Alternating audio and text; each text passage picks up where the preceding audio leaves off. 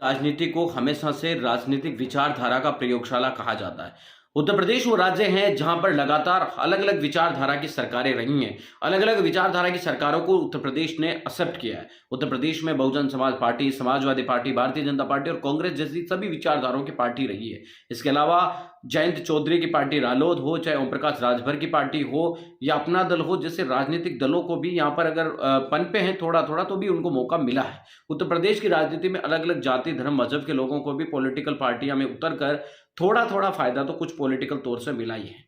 गरीब इसके अंदर पॉलिटिकल में कितना फ़ायदा पाते हैं, वो भी आप सभी जानते हैं कि उत्तर राजनीति हमेशा से किसी भी समाज के लिए उत्थान की एक कुंजी रही है। उत्तर प्रदेश में 2007 से 2012 तक बहुजन समाज पार्टी स्पष्ट बहुमत की सरकार बनाकर सत्ता में रही थी। लेकिन 2012 के बाद समय का चक्कर ऐसा घूमा कि बहुजन समाज पार्टी अब उत्तर प्रदेश के अंदर 1 सीट की पार्टी रह गई है।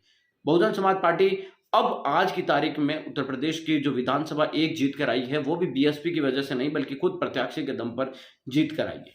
कुल मिलाकर साफ नजर आता है कि बहुजन समाज पार्टी के लिए उत्तर प्रदेश 2022 का विधानसभा चुनाव बिल्कुल भी मुताबिक नहीं रहा। बहुजन समाज पार्टी ने इन चुनावों के अंदर अपनी विचारधारा और तमाम चीजों के साथ भी एक तरीके से देखे तो बदलाव करने की कोशिश की। जय श्री राम के नारे भी उनके मन से लगाए गए, नतीजे उनके मुताबिक नहीं रहे। अब चंद्रशेखर आजाद का एक बयान बीएसपी सुप्रीमो मायावती जी को लेकर काफी ज्यादा सुर्खियों में है।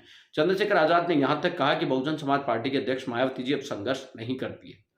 उन्होंने कहा कि बहुजन समाज पार्टी के अध्यक्ष मायावती जी पहले काफी संघर्ष किया है, लेकिन आज की तारीख में वो संघर्ष नहीं कर रही है।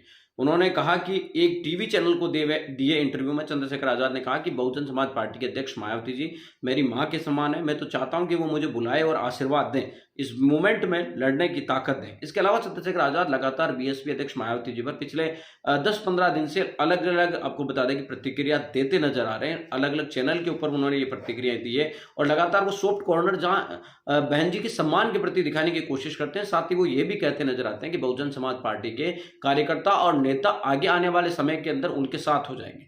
बहुजन समाज पार्टी अब संघर्ष नहीं कर रही है। उत्तर प्रदेश की राजनीति में बीएसपी विकल्प नहीं बन सकती। हालांकि उत्तर प्रदेश के 2022 के चुनाव में भी चंद्रशेखर आजाद को कोई खास उपलब्धि हासिल नहीं हुई थी। 2022 के विधानसभा चुनाव में खुद चंद्रशेखर आजाद गोरखपुर से चुनाव लड़के जमानत तो दूर की बात है, वो अपनी सम्मान या इज्जत के अनुसार भी वोट नहीं पा सके थे।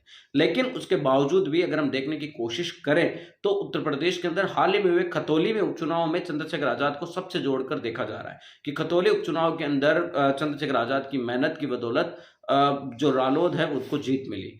जो भी रहा हो, रालोद यहाँ जीती है, उपचुनाव के अंदर जीती है। चंद्रशेखर आजाद ने कई गांवों के अंदर बैठक की थी, लेकिन इसके पीछे की कहानी कुछ और ही है। यहाँ पर बीएसपी और कांग्रेस के ना लड़ने की फायदा भी रालोद को हुआ है कि बहुजन समाज पार्टी जितने वोट लेकर आती है उससे आधे वोटों से ही यहाँ पर रालोद प्रत्याशी जीत कर आया है।